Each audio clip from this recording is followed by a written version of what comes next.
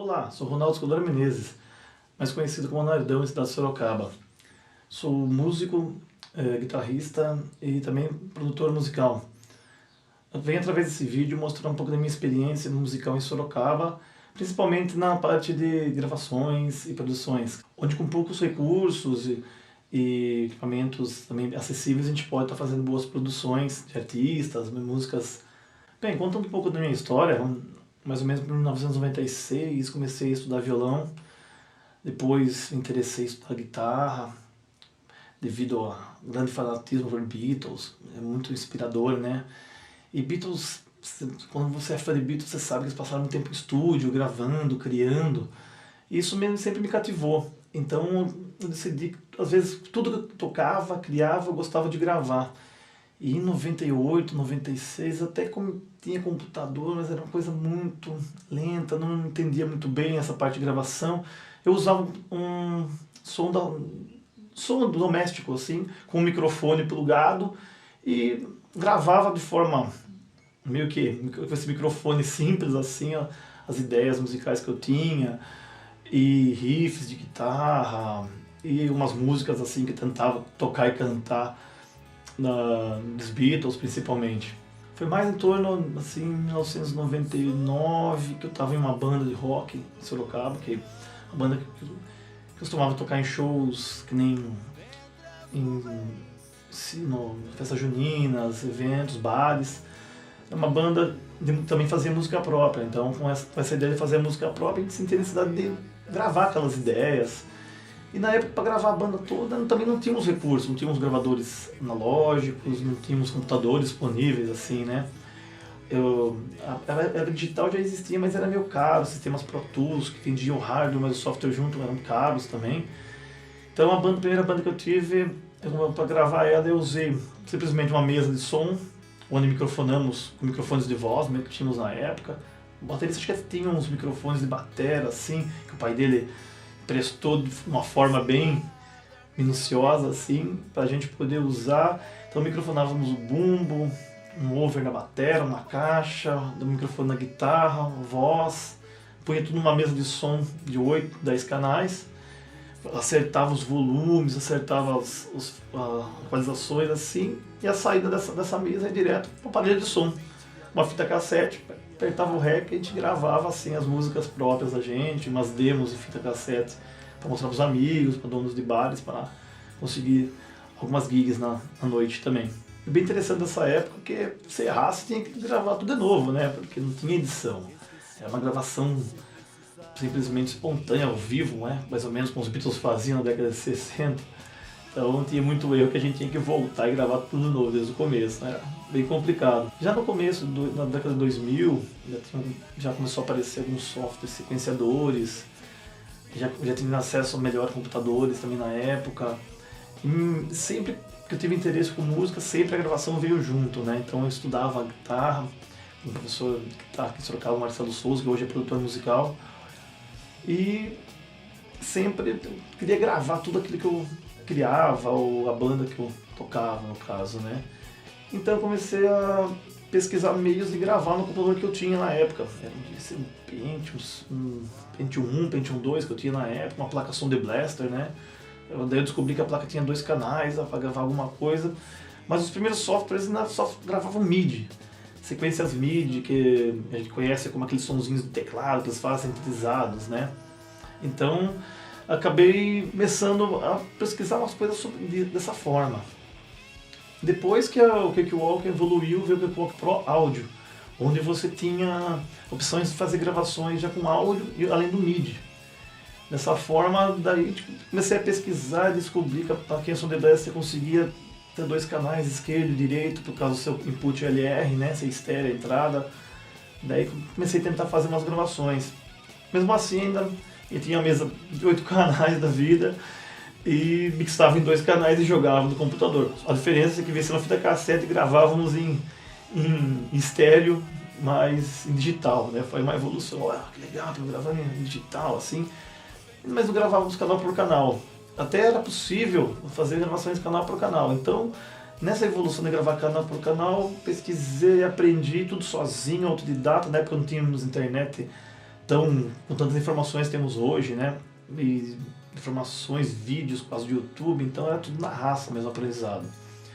Comecei então a gravar assim, a bateria 2 canais, então fazia a bateria primeiro em 8 canais, mixava, acertava os volumes, os timbres dos tambores, o overzinho ali, tudo com microfone mesmo de voz, né? Os 58 da vida da Lesson, por exemplo, e microfonava aquela bateria, gravava a bateria no metrô, colocava o metrô no tempo da música, enrolava a bateria, depois conseguia gravar um baixo em seguida, um canal só, porque daí tinha 2 canais, então usava um canal para o baixo, depois outro para guitarra, uma voz.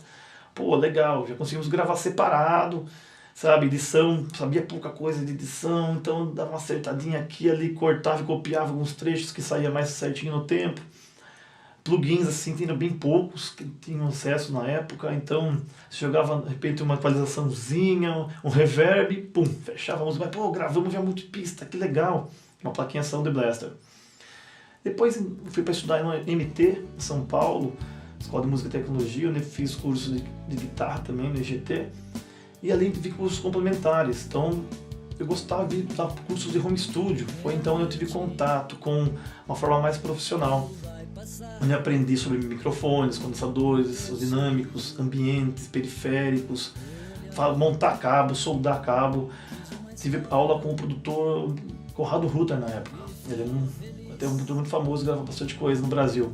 É bem legal, então foi lá que eu tive noção de ambiente, de isolamento acústico, de tratamento acústico. Foi um curso assim, que já abriu as portas, falei, pô, preciso de um material melhor. Eu fui atrás de placas mais profissionais de gravação, com uma conversão analógica digital de melhor qualidade. E mesmo assim, ainda de fácil acesso, né? Porque no Brasil ainda é muito caro, muitos periféricos, né? Então na época eu descobri, comprei a linha M Audio, comprei uma Delta, não lembro como que era, sei que era 2 canais. E mais um rack, que esse rack aqui, que está no estúdio até hoje para organizar as coisas, mesinha de som também, 2 canais, com uma saída direta, né? Foi legal. Tenho agora 2 canais, opa, mas tenho 2 da M Audio. M Audio mais 2 Sound Blaster, por 4 canais. Eu consegui gravar em 4 canais. Foi assim que consegui gravar e produzir o CD da banda que eu tocava na época, Javalis do Brejo. A gente conseguiu fazer 10 músicas próprias assim, gravamos tudo separado, bem legalzinho, usando microfones de bateria. Já tinha conseguido comprar um kit de bateria, microfone de bateria. Comprei também microfone 157, 58 para gravar voz e gravar as guitarras.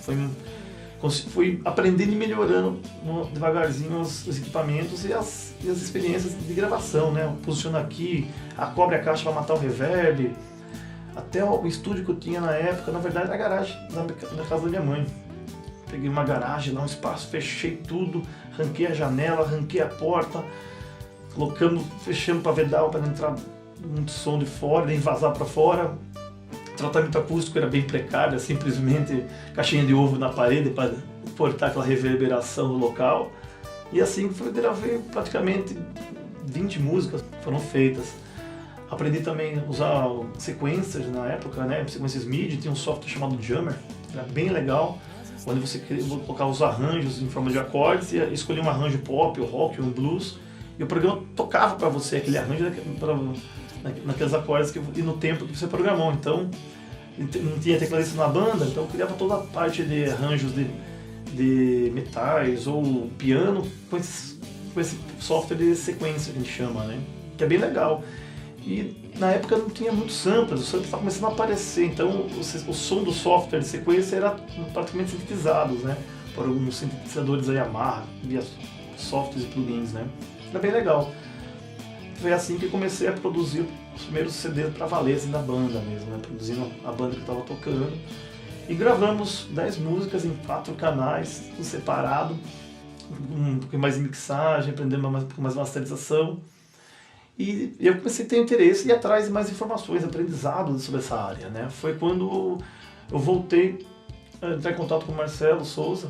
Ele tinha criado a Bug Records na época, fazia gravações de bandas, até gravando CDs lá, gravei CD lá com ele na época também, na banda que eu tocava, Inteligência Acidental, músicas próprias, né? E foi quando eu fiquei um tempo no estúdio com ele aprendendo, ele me ensinou bastante coisa, me orientou bastante coisa sobre um pouco de acústica, o uso de plugins, a microfonação, tipos de microfone que eu aprendi na teoria e um pouco de prática na MT. Eu pude ver ao vivo, acompanhar a gravação, fazer gravações com ele, ajudar, auxiliar, ensaios também, gravação de ensaios. Foi quando eu aprendi bastante coisa nesse período que fiquei com o Marcelo Souza na Bug Records, lá com ele. Isso me ajudou bastante, foi um salto, você aprender a fazer uma mixagem, aprender a ouvir melhor os sons, os timbres, para poder usar a mixagem de uma forma melhor, entender melhor as frequências. Foi uma época de bastante aprendizado e eu fui sempre aplicando trabalhos tanto para mim quanto para trabalhos para gravações para outros amigos também. Eu sempre comecei a gravar com alguns amigos também, eles vinham. Teve um amigo chamado Paulinho, produz umas músicas minhas, eu falei, legal. Ele veio, eu acabei arranjando, produzindo as músicas, foi ele, Paulinho e um amigo meu, o Fábio, foi quem deu um pontapé nessa produção também. Foi uma das primeiras produções que eu, não a primeira, né? Eu tinha feito Javalis para conta própria, né? Para a própria banda, mas o Paulinho já foi uns trampos externos, assim, cobrando, fazendo acontecer. Usei na época, já tinha um sistema Macintosh, trocado, entrei para a era do Macintosh, tá com uma placa de som um pouco melhor, também na época uma Holland, que é 8 canais. Tinha adquirido também a mesa de som também da Behringer, que tem 8 canais de entrada e saída separadamente, então podia gravar simultâneo até 8 canais, nessa época era bem legal. Paulinho usei, como não tinha um baterista disponível na época, só o baixista, que é amigo meu que produziu junto, que gravou os arranjos junto, né?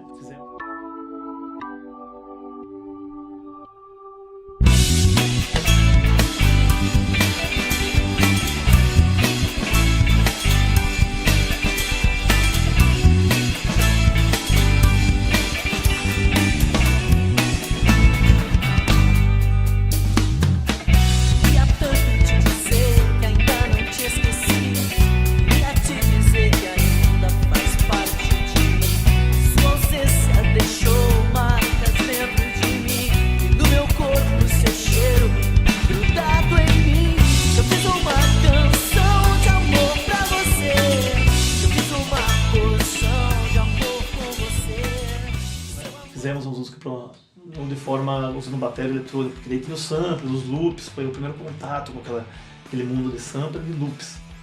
Usando os loops para produzir a bateria e também loops para produzir partes de arranjos e sopro, uma coisa que tinha pronta.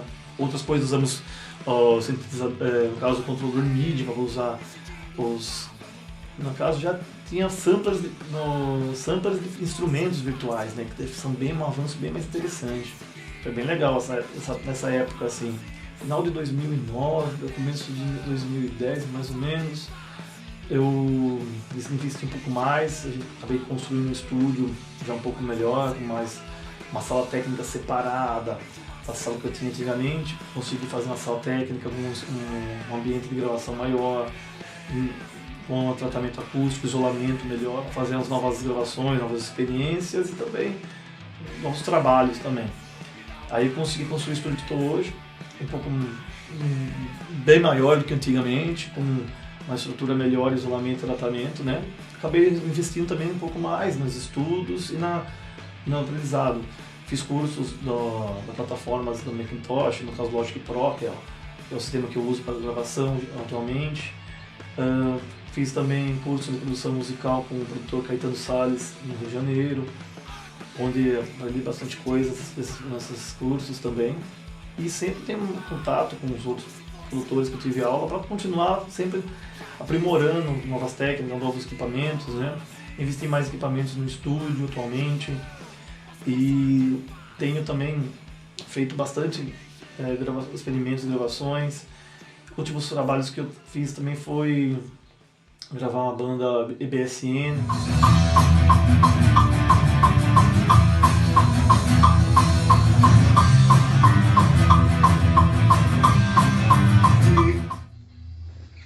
Do que me adiantaria viver se eu não pudesse beber? 10 músicas, 2 singles, foi lançado. Já usamos tecnologias mais novas, uns plugins mais avançados, onde atualmente temos mais opções, acabei investindo mais em microfones, além de investir nos cursos, investir em novos equipamentos importados, amplificadores valvulados, partes de guitarra, tem a própria bateria no estúdio também, tem uma bateria Premier inglesa, tem amplificadores Marshall, mesa Bug. Então são equipamentos que fazem um pouco de diferença assim, no resultado final. E também a tecnologia mais recente também ajudou bastante, novos plugins com impulso e response. Hoje você consegue ter sons maravilhosos de baixo, de guitarra, de amplificadores de guitarra no caso, né? Uma qualidade bem superior antigamente. Você consegue fazer uma gravação bem legal, com recursos bem acessíveis hoje em dia, né? A ideia é essa. E tudo isso proporciona uma qualidade de resultado final bem legal. Mas nós temos que ter conhecimento, né? Você procurar conhecimento, cursos, para poder entregar para um cliente um resultado final adequado, é bem importante. E essa é a minha trajetória musical assim, na área de Sorocaba, além de tocar em bandas à noite, em bares, também tenho feito produções musicais e gravações no meu estúdio atualmente. Obrigado, até a próxima, pessoal.